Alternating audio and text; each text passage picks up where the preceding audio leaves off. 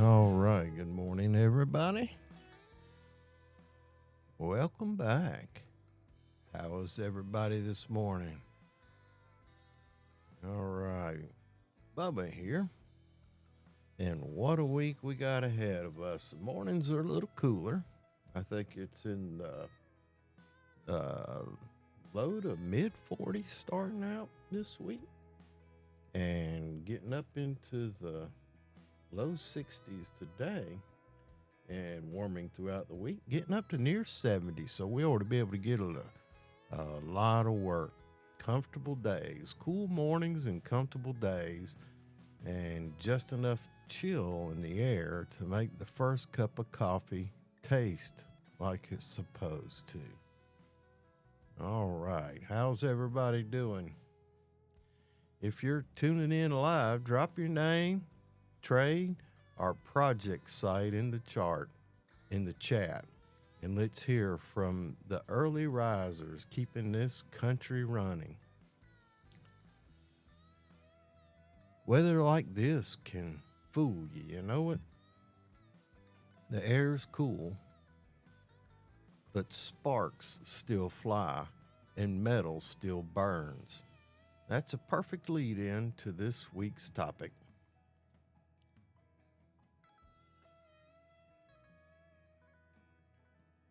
I got to get my first cup of coffee in too. Y'all drop me something in the chat.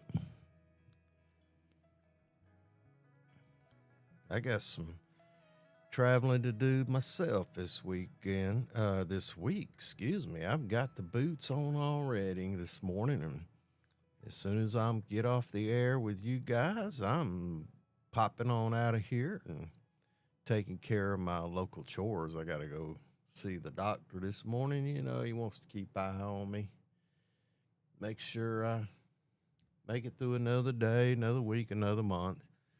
But anyway, glad you're tuning in. Go ahead and drop me a line in the chat. Glad to see y'all this morning.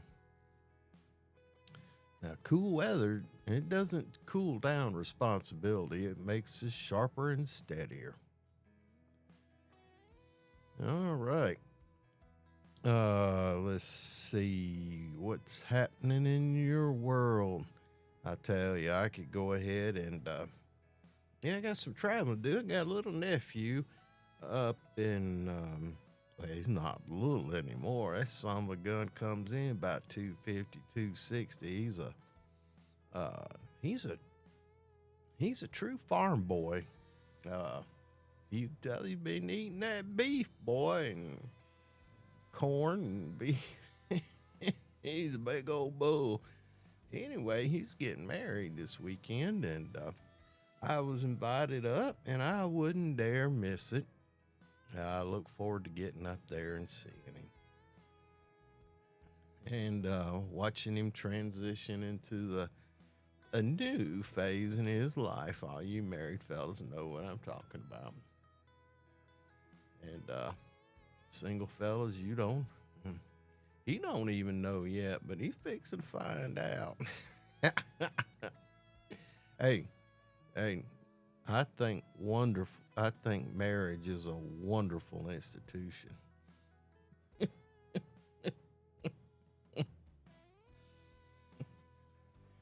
I'm gonna leave that up to the rest of y'all to noodle out. All right. The phrase of the week: lead, follow, or get out of the way. This week's phrase is one that hits hard and true. Lead, follow, or get out of the way. You know, on every crew and every job, there's a rhythm, a flow of leadership and accountability. As supervisors, you know this, and company owners. And some of you younger fellas just getting out there, maybe getting out of the Army. If you serve time in the infantry, you ought to daggum well know what that phrase means. You know, sometimes you're out in front leading, setting the pace. And sometimes you're following, learning, supporting, making sure the team moves as one.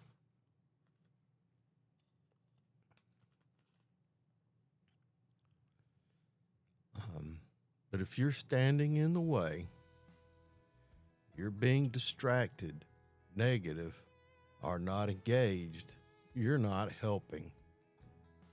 You're holding everyone back. And I don't know if we really need you around. So, lead, follower, get out of the way. Now, leadership isn't about taking charge, it's about being responsible for your actions, your attitude, and your example. You know, the best leaders know when to step up, when to listen, and when to make room for someone else's strength. You know, the stories that people tell, young lieutenants fixing to go into the Army. And there's two kinds. Those who come in full of vim and vigor, who are spent time in getting themselves educated and learning the rank system, and they call them the little old butter bars, and they come in, and one kind, he thinks he's in charge. He thinks he's the boss. And he barks orders and expects people to respect him because he has that butter bar on his lapel, or on it, epaulets or epaulets. He expects people to respect him because he's been awarded some type of emblem. The second kind, he's had the same knowledge and training, got the butter bar,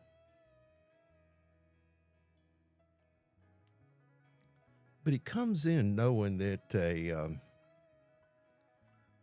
a chain of command already exists, and that a chain of respect already exists, and he uses that to his advantage.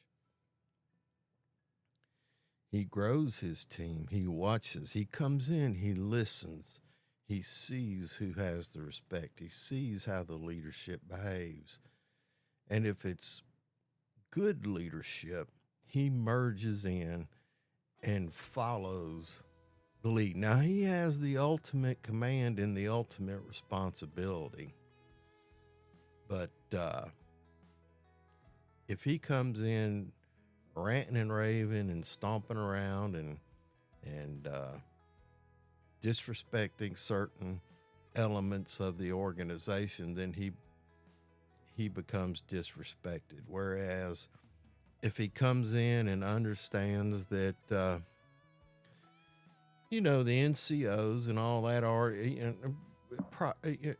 it's like a project manager. He comes in, he starts pointing. I've seen them. They ride in on their white horses and they start pointing and saying stuff. It is absolutely meaningless, and have very rarely shown up on the job, and they interrupt the flow and redirect energies that have already been directed.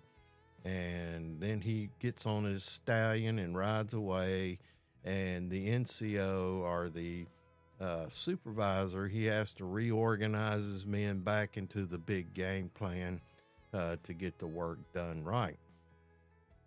The probably the more appropriate approach would be for the project manager to come in and review the scope of work with the supervisor, ask him which direction he's going in and what his plans are to accomplish the mission for that day, and to stay on time for the overall project, and support the supervisor, and not come rushing in trying to undermine the authority or the respect that he's developed by working with the men. So, best leaders know when to step up and when to listen and when to make room for someone else's strength. So, if you're in a leadership position, project manager, even if you're the company owner, uh, take a moment to listen. Take a moment to find out what the game plan is. Now, if the game plan is not, if you have questions about the game plan, then you need to address it with your supervisor, not redirecting individual crews or individuals on the job site. That disrupts the respect that the supervisor has worked very hard to develop amongst his men, and you weaken his position. And then with that weakened position, you have higher risk associated both in health and safety and production. So now, this is just some experiences I've had, and I don't want to go on down a rabbit hole that that we could talk about all day. But just take a look at your organization. Take a look at who you work for and how they behave, and how they treat others and how others treat them. What type of respect they have developed. And now, along with that, every great leader has been a great follower. That means understanding what the scope of work is, understanding what the objective of his upline has in mind, and making sure that those objectives, that help that leadership meet those objectives. So be a good follower as well. Now, I'm not saying just follow blindly. If you see a hazard or you see a more productive way, approach your leadership, and have your thoughts in mind. And even if you have to make some notes to keep it organized, and watch out, they might turn you into a leader. But that's where it all begins. And so if you're not leading or following, you're blocking the path, and progress has no time for roadblocks. All right, boys and girls. I talked a minute ago about this cooler, drier weather that's moving in. And, I live up here in the mountains, and we get campers in the fall. And with this cooler, drier air and these leaves falling, the opportunity for wildfire increases significantly. You get a blazing campfire, and excuse me, I'm thirsty.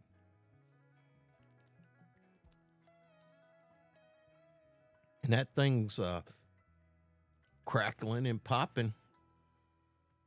They say that a spark from a campfire can fly out of that fire and travel, I think it's a half a mile or maybe a mile, and start a fire. And that's no different when we're doing hot work. So let's talk a little bit about firewatch and hot work safety. Now, hot work includes things like welding, grinding, cutting, and torching. Anything that can create a spark or flame. And the rule's simple. If there's heat, there's risk. Before you strike that arc or light that torch, make sure you do a few things. Clear the area of combustibles, flammable liquids, rags, cardboard, wood, dust, sawdust, and debris. Make sure you use fire blankets or shields to contain sparks. And if If there's something in your area that you can't move, that might be able to burn or catch fire, cover it with fire blankets. Make sure you have a charged fire extinguisher, and it's always a good idea to have a water hose at hand to knock those sparks down, because those sparks they can bounce across the floor and run into a crack and sit there and smolder and catch on fire in a wall. I've seen that happen. We were working on removing a stair tower on a mall one time, and it had an exterior stair tower, and it was encased in brick. It was for emergency egress, and we were removing, they were doing a mall expansion, and we were removing that exterior fire escape. Building was closed, and not, stairwell. We were moving that stairwell, and the guys were up there, and it was a steel stairwell, and they were cutting those sections and working their way down. And a hot spark got away, and they were really cutting with them torches, and those somewhere down at the bottom, a spark got in and created fire. Okay, now I got guys that are starting at the top and cutting that stairwell out. So there was no escape going up. And the fire, those sparks, ran down that insulation in that interior wall. And, well, it might have been debris. I don't remember. And caught the fires. It was incipient now. That means it's just a small fire. And they were able to put it out. And some smoke got in the building, and we had to write up an incident report. But that's what happened. They had inadequate fire watch on that thing. So make sure you have adequate means of extinguishing fire. And having a trained fire watch now, having a fire watch is just not picking your Bubba who he ain't had nothing to do. He just got out of high school, or he just finishing up his failed career as a video gamer in his mama's basement, and bringing him to work so he can make minimum wage standing around trying to learn a trade. That ain't what I'm talking about by fire watch. Fire watch needs to be trained on the hazards and what to look for. And now the typical is having a trained fire watch attendant standing by for at least 30 minutes after the hot work is complete. Now, if you're a company and that's your standard, but you're working for a GC and their standard is an hour, then you've got to perform to that GC standard. I have seen it in some factory situations where the fire watch was 2 hours, 3 hours.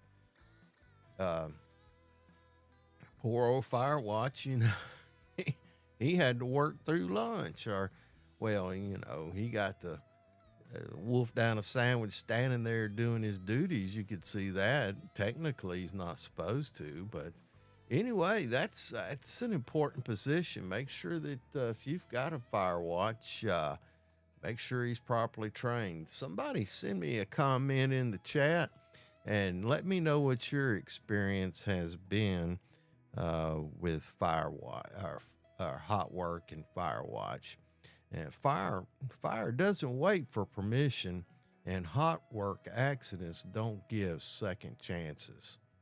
So when you're working with heat, you're one spark away from disaster.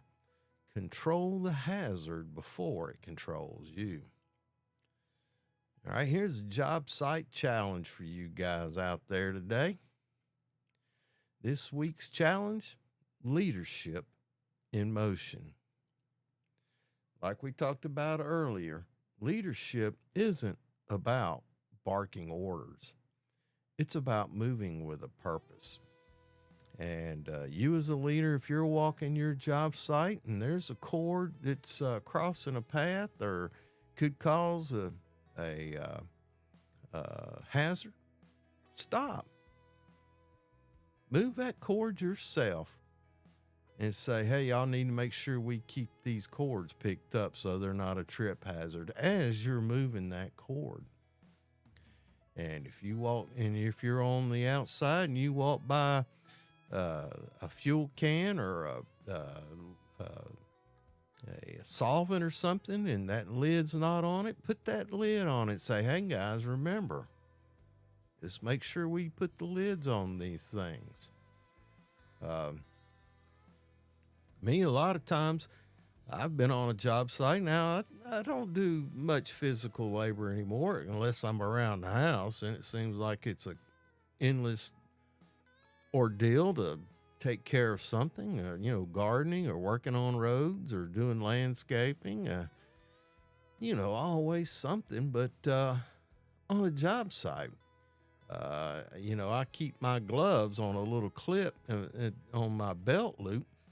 And as I'm walking around, if I see something that needs to be taken care of, or somebody says, hey, can you hold this while I do that? I go, yeah, hang on a minute. And I'll stop and put my gloves on. I take that 30 seconds or 15 seconds, whatever it is, and put my gloves on. You know why?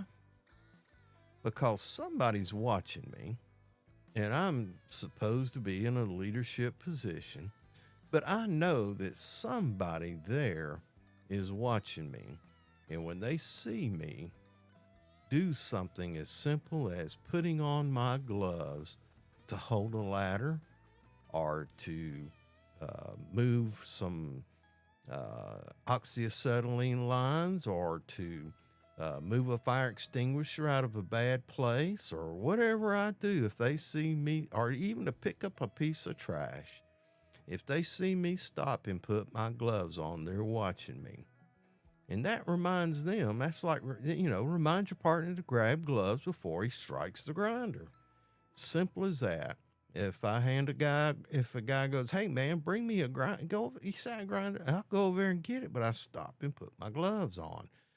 And it's not that I think that my hands are going to get injured or that my hands may get dirty, but I know as a leader that I have to do the right thing because one of my coworkers is watching, and I want them to see that I do the right thing. All right, moving on. Somebody sent me a message. Boy, all this serious talk this early in the morning.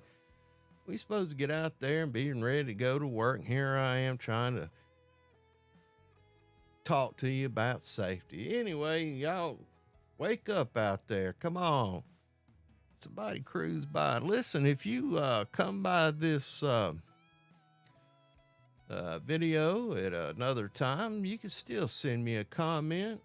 Tell me what I can do to improve, what I can do to engage you, because safety and leadership is all about being engaged. And I want to be engaged with you. All right. The leader's role is in constant motion. We just don't talk safety. We show it. The more people seeing me do the right thing, the more they'll follow an example. And that goes all the way down the line. Leadership in motion builds culture, one action at a time. Start building your safety culture today. All right. How about a joke?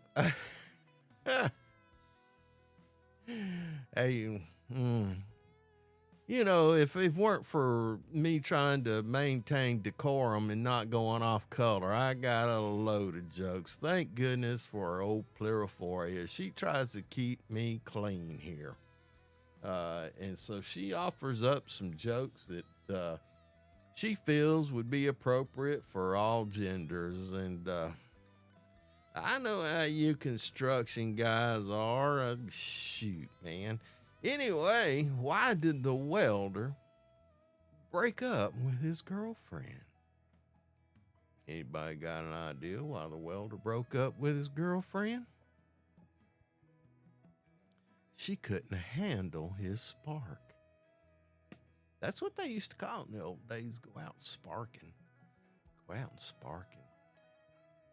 You know, I got all that clutter behind me, and man, I'm sitting here looking at it in the camera while I'm talking to you, and I see all kinds of stuff crooked, and I got to quit focusing on such things. You know, that everything on that wall behind me is something that someone has given me, presented to me over the years, or is some type of memorabilia from something that's, you know, a point in life or something that I think is important. And so if y'all have any questions about the gunk behind me, y'all let me know. Y'all give me a comment on some of it. I got another camera too. Anybody want to see that other camera? I got a second angle here. There you go. There's a second angle. Nothing but more junk. Yeah, I get coffee cups and little medallions and just junk. Boy, my old kid's gonna have a hell of a time one day when I give up the ghost and move on to glory. They're gonna mess around with this stuff. I know where it'll end up. Some other old boy will buy out of a thrift store and junk up his place with. It's the continuing cycle of junk transformation. You know, some people collect art, some people collect other things. Well, I just collect junk. Anyway, that's what my wife says. I like what I got around me. It makes me feel comfortable, makes me feel good. Anyway, if you ever scroll past this, give me your comment on it. I'd like to really hear it. All right, back to the old boring setup here. All right, where are we? Oh, jokes. We talking about jokes. So the old welder broke up with his girlfriend because she couldn't handle his spark. Let's see. How can you tell a construction worker's been thinking hard? His coffee's gone cold, and his hard hat's on backwards. I mean, y'all enlighten me and tell me how that makes sense. I don't know. Yeah, well, yeah, you know.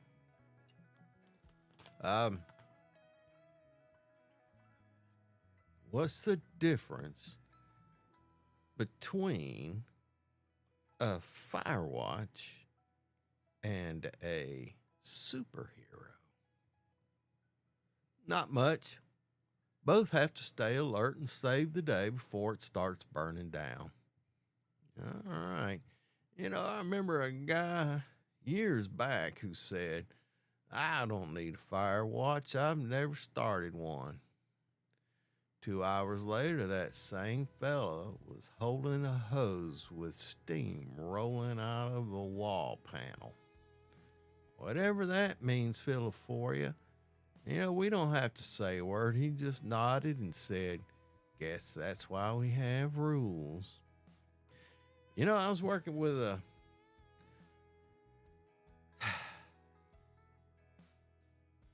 one time I was working with a bunch of old boys, and I'll tell you how I learned about flashback suppressors, and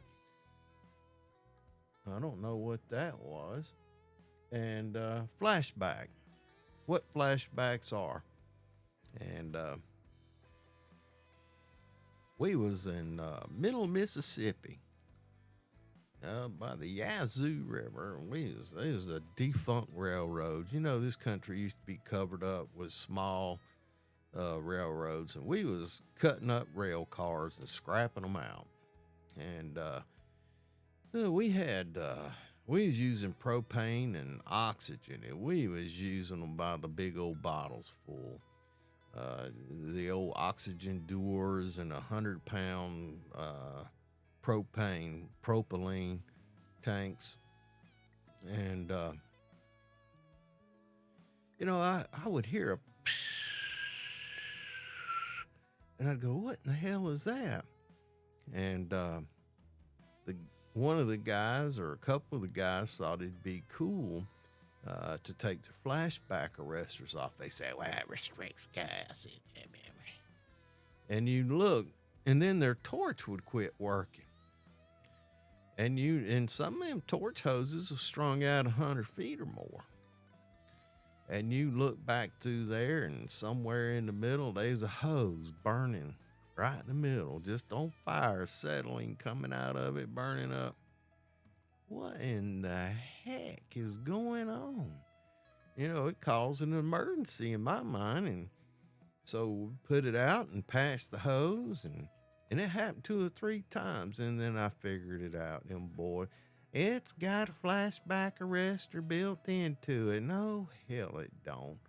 And we started putting them in on both ends of the line. When you're burning a lot of gas and you're running that, them old oxygen acetylene lines would freeze up. They were running so hard, and they'd just break. They would just break. They'd get frozen and break. And this was in the November, I think. No, pretty high humidity down there in Mississippi, and them old lines would break. But, sometimes leadership looks like learning the hard way. But it's better to learn from someone else's sparks than your own flames. And that's a good summation on that episode Mississippi. If y'all want to hear more about that story, let me know. Send me a comment. I've been running this thing. I wonder what episode this, 15, 20? Been doing this for, almost a half a year, running these early morning broadcasts. And I've had a few comments. I've had a viewer roll through here a time or two. But not long I had a comment last week or week before. I had a comment last week from one of y'all said, mindfulness doesn't mean just paying attention. It means staying engaged. That's gold right there.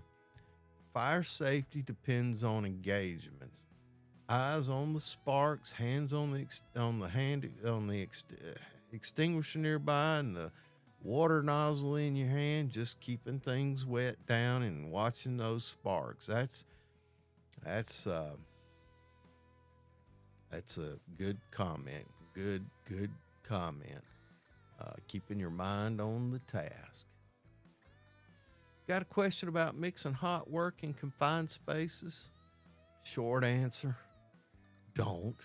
Find another way. I had a situation one time where they had an interstitial floor. It's a small floor between 2 floors in I think it was a 5-story building.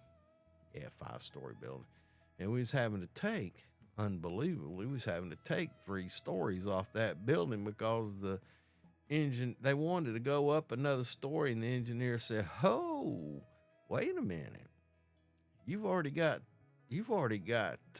3 stories stacked on top of 2, and the foundation ain't designed to handle what you got stacked on it. So not only can you not go up, you have to come down 3 floors." But that interstitial floor was where they, moved the utilities up, the plumbing, the HVAC, and all that. They had to make room between them floors, and so they put in that interstitial floor. And we had to go in there and demo some of that stuff out. And the original plan was, hey, we'll go in there and torch cut that stuff out. I said, we can't do that. That's confined space, boys. we got to figure out another way. So we spent a lot of money in Sawzall blades. We didn't have no choice. Now, eventually, what we did is they had scaffolding built around it, and we knocked out the exterior walls and left the structure, and essentially eliminated the confined space, and we could get in there and do some torch working. But I always follow hot work permits. I always follow the permit procedures, ventilate, and never assume safe oxygen levels without testing. And we had to do that for a long time, man. Had to test them darn oxygen levels till we got all the ventilation squared away on that job. Anyway, that's another exciting job. If you'd like to learn a little more about that, you can sure get in touch with me. Anyway, you guys, good morning. Come on, give me something. I'd like to see at least one. You know, if somebody popped in here, I'm liable to fall right out of this chair into the floor. Somebody say, hey, man, hey, Scott, what's happening, man?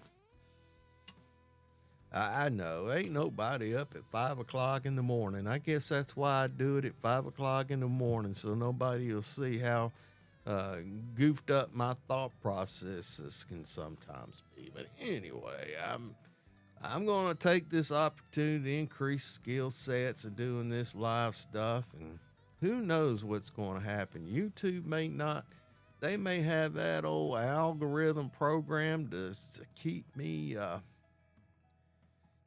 subdued until they can figure out whether I'm worthy of broader viewership. Who knows? I don't care. Hell, I'm having fun, YouTube. I appreciate the opportunity you to even let me get out there and attempt to live stream. Look at that darn, I got some gnats down in this basement. If somebody just get on my forehead and bother me in the mornings. Anywho, tools and tricks, the Firewatch kit. Let's see here. Here's a little tools and tricks for you. Keep a Firewatch kit on site, a small duffel or bucket, and with it has some fire-resistant gloves and sleeves, a flashlight, and a spray bottle of water. Plural for you, that's a good idea, baby doll, and I appreciate it. You are the goddess of knowledge and sharing. But I think maybe a pump-up sprayer. I have seen it where water wasn't readily available. But, yeah, I guess a pump-up spray bottle, one of the bigger ones that hold 1.5 gallons or 5 gallons. And those, we used to use those fire extinguishers where you could take the top off and fill them with water and then use compressed air. And those were pretty handy at times when you didn't have a readily supply of water. But most situations I've been in, 95%, there was water available.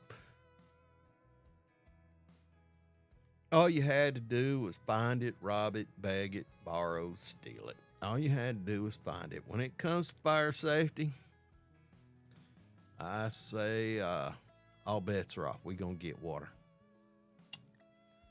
There are some regulations in the OSHA standard on how much water you need to be able to provide in a torching operation or firefighting operation. And hot work is has a high probability of turning into a firefighting. Make sure you consult the OSHA standard on the requirements for firefighting and hot work. And I'm just out here giving you the highlights, but it could be pretty serious. And I could, if you need if your company needs specific training on fire watch or hot work procedures that are outlined in OSHA, send me a comment and I can put together something for you.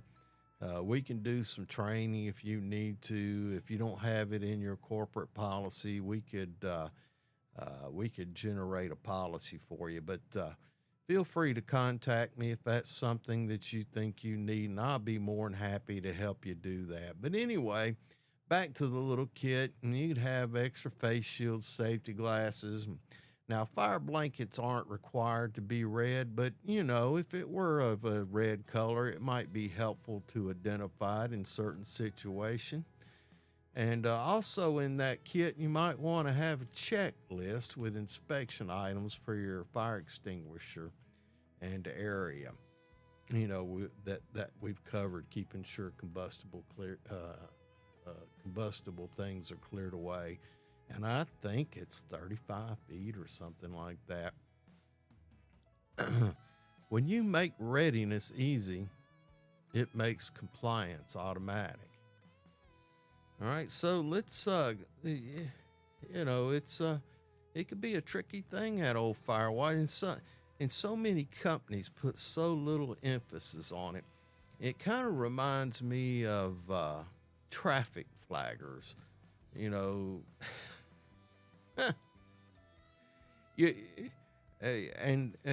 I've heard it before. Hey, we got some road work to do today, and this is the project manager speaking. Well, swing by the old Quick Trip and pick up a couple guys to do the flagging for.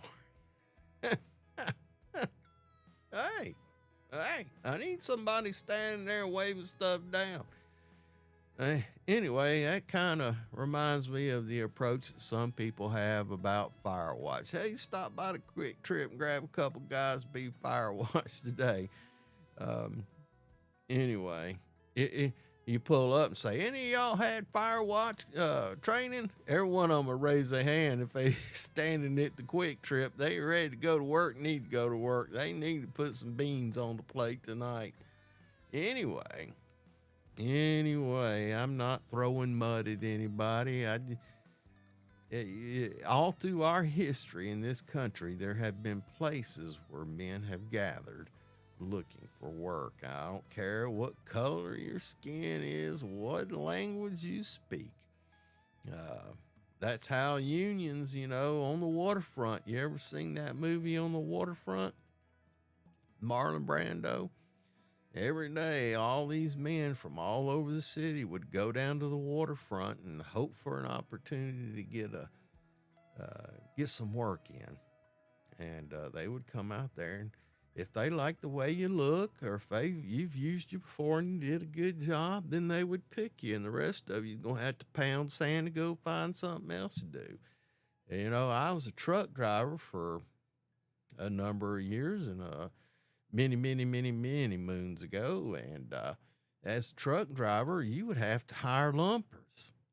And you would show up outside these distribution centers. And, buddy, they would be all kinds of people standing around ready to negotiate with you on a price to unload that truck. I've seen them get in a fight. I was in...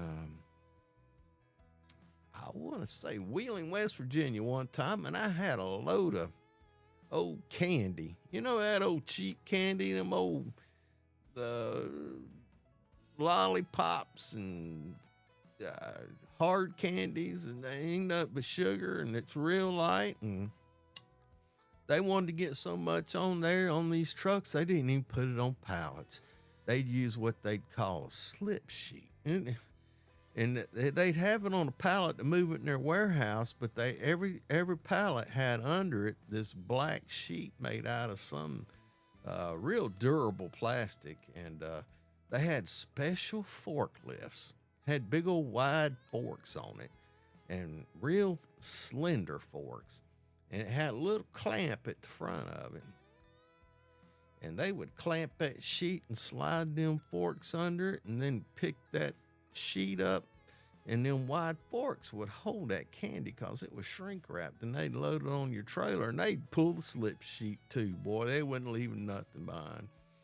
And they'd load that daggum trailer just from floor to ceiling. You couldn't get you couldn't get a piece of paper between them pallets and any wall of that truck.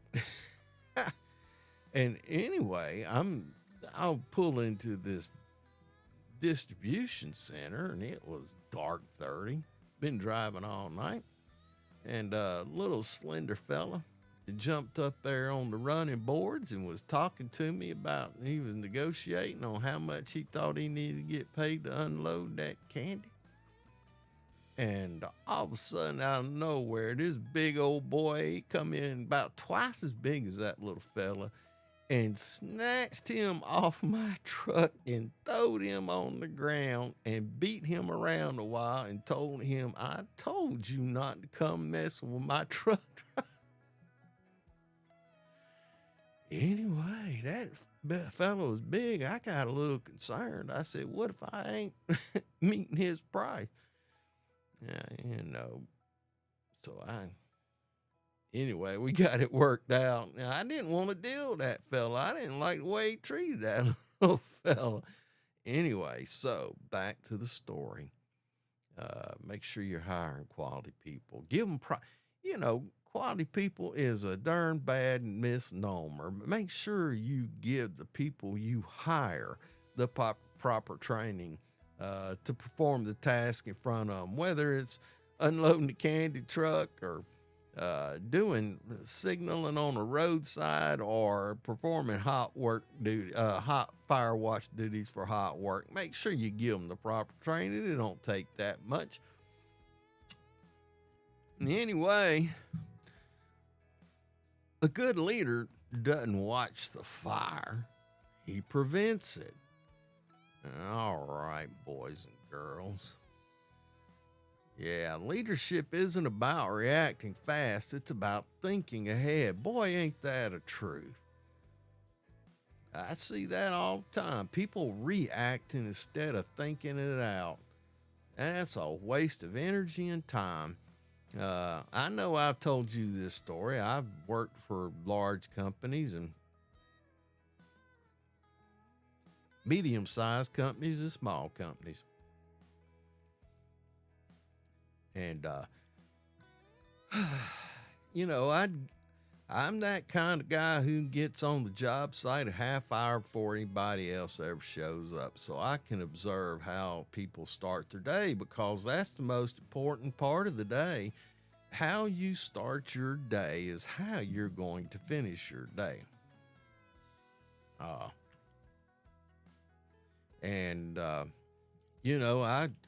I've been on jobs, and it seems like all these small to medium and some of the larger companies, when they haven't developed their safety culture, when they haven't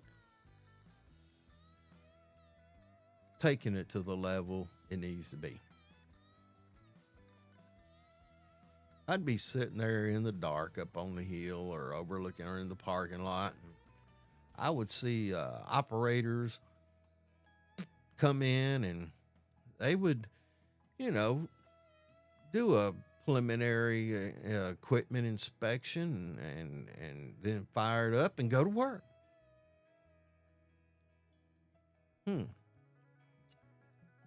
5 or 6 guys, they'd be out there, they'd go to work. They didn't document it. They did inspect it. I gave them that. And then, 8 o'clock, 8:30, guys have been working for an hour. A supervisor comes rolling up, and he jumps out of the truck, and he goes around, and he stops everybody and talks to them and starts directing work. And they're quitting what they're doing, and they're going and changing direction and going off and doing other. And I'm like, what in the world? What in the world? They come in and they're not doing their equipment. Well, they're doing them, but they're not documenting them, which is a requirement. And then the supervisor comes in after they've been working a good hour and a half, and then he stops them what they're doing and starts redirecting them to get them. He's reacting. You know, if he showed up there when those guys showed up there and went through the work process for the day, he wouldn't have had to stop all those 5 operators and spend an hour redirecting them, and then it'd take them another hour to get reset. So that's 2 hours, 2 hours in a day, a 10-hour shift or 8-hour shift that got wasted because this supervisor was too dang lazy to get there on time. What the hell? What the hell? If he couldn't be there, if he's a general superintendent and he had 2 or 3 jobs, I understand. Then he should have a foreman on that job performing those duties, and he should have trained that guy, and they should have talked about what the objectives are for that day. And the foreman should have come in there and made sure that equipment got properly inspected and documented and outlined on a PTP what the work was going to be done for the day, and get those guys moving in a uniform way so that they're moving in a productive way, because it's all about being safe, timely, and efficient. I know I'm a safety guy, but I also know it's important for a company to be productive and profitable, and you can't be profitable if you're not productive. So me as a safety guy, yes, safety's first. Safety's number one. Safety is a culture. But so is timeliness and efficiency. And they should all go together. But anyway, leadership isn't about reacting fast. It's about thinking ahead. Every safe decision you make keeps someone else from getting burned, literally or figuratively. All right. Whew. Boy, we done beat the bottom out of this hour. We got about 10 minutes left, 8 minutes left. This week on MCB Ventures, the other channel, let's see, you got a little thing right here. Toolbox safety topic videos, and that's where you find them at youtube.com at Middleclassbubba 5876. This week on the channel, we're going into a little more detail about fire watch and hot work safety. We cover what qualifies as hot work, and the importance of fire watches and how simple preparation saves property, time, and lives.